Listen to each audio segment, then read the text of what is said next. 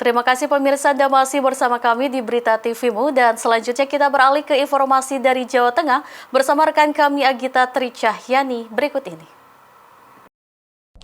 Baik, terima kasih. Kita beralih ke Jawa Tengah kembali bersama saya Agita Tricahyani. Mengawali berita pertama dari Jawa Tengah pemirsa. SMP Muhammadiyah 7 Surakarta menggelar musyawarah ranting pertama. Musyawarah ini digelar setelah mendapatkan kebijakan mengenai perubahan pemilu ke musyawarah dari pimpinan cabang IPM Jebres. Dan musyawarah menjadi terobosan baru untuk pimpinan ranting Ikatan Pelajar Muhammadiyah SMP Muhammadiyah 7 Surakarta.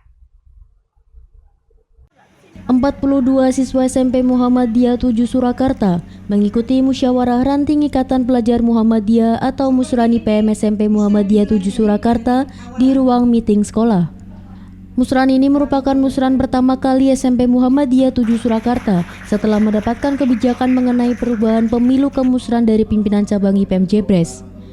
Ketua PC IPM Jebres Alvin Reski Mailano menyampaikan bahwa ia selaku Ketua PC IPM Jebres mengkoordinasikan teman-teman PR IPM SMP Muhammadiyah 7 Surakarta untuk melaksanakan musyawarah pada periode 2023 ke 2024 ini. Dan ini musyawarah ranting pertama kali dilakukan sama teman-teman SMP Muhammadiyah 7 yang sebelumnya dari pemilu kami dari pimpinan cabang mempunyai kebijakan untuk memindah dari pemilu ke musyawarah ranting untuk meneruskan periode ke depannya seperti itu, Pak. Diikuti berapa orang? Dari pesertanya musyawarah ranting ini ada sekitar 42, tetapi teman-teman yang mendaftar untuk rekrutmen Ikatan Pelajar Muhammadiyah SMP Muhammadiyah 7 itu sekitar 110 siswa yang hendak ingin ikut Ikatan Pelajar Muhammadiyah pimpinan ranting SMP Muhammadiyah 7 Surakarta. Musyawarah pertama ini diikuti siswa kelas 7 dan 8. Meski ini menjadi musyawarah pertama, mereka sangat antusias dalam kegiatan ini. Kepala SMP Muhammadiyah 7 Surakarta mengapresiasi kegiatan musyawarah ini. Ia berharap kedepannya para siswa bisa lebih berkembang dalam jiwa kepemimpinannya melalui IPM.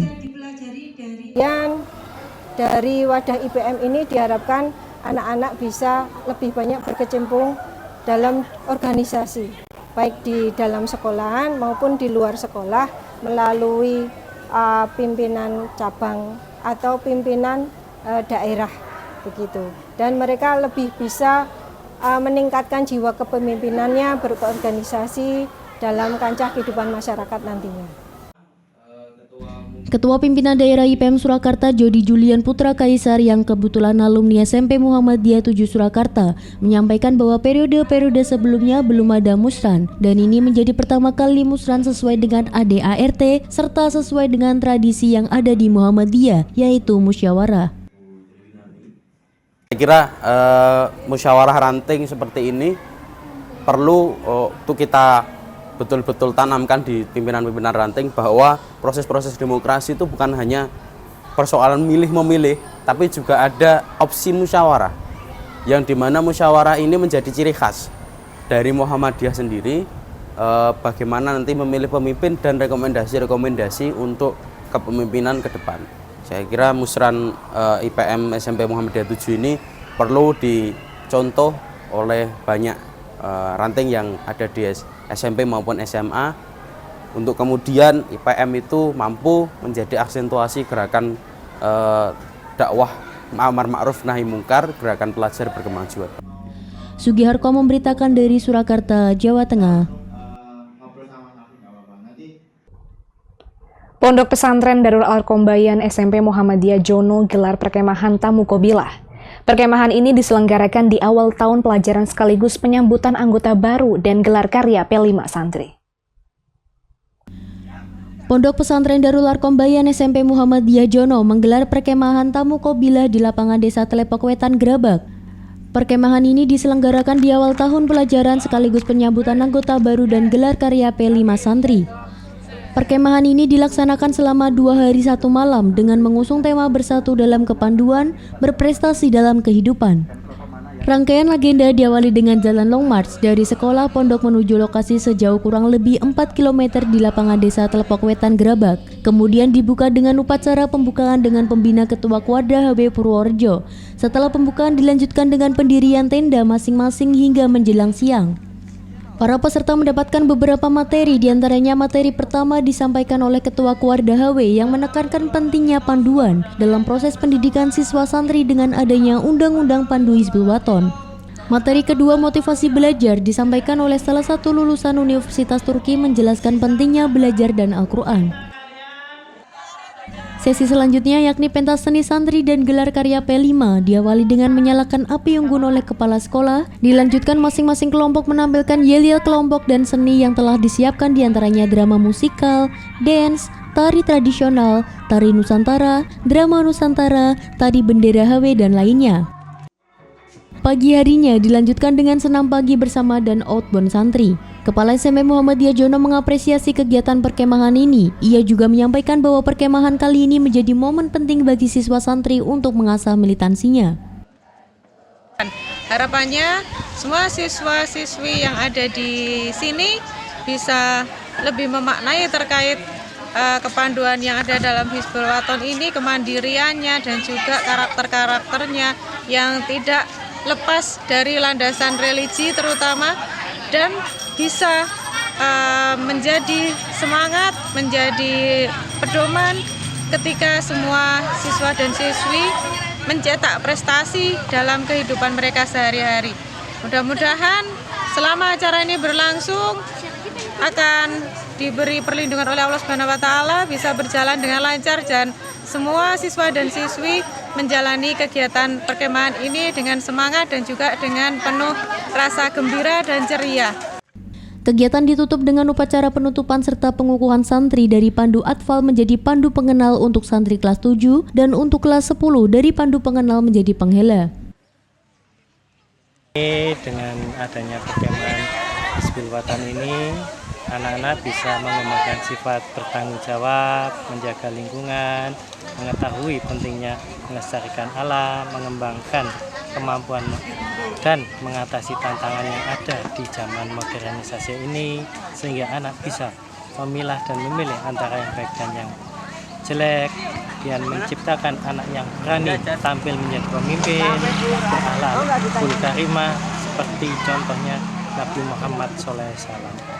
Saya mohon kepada semua pihak yang ada selalu dukung anak untuk berkembang menjadi kader yang lebih baik lagi.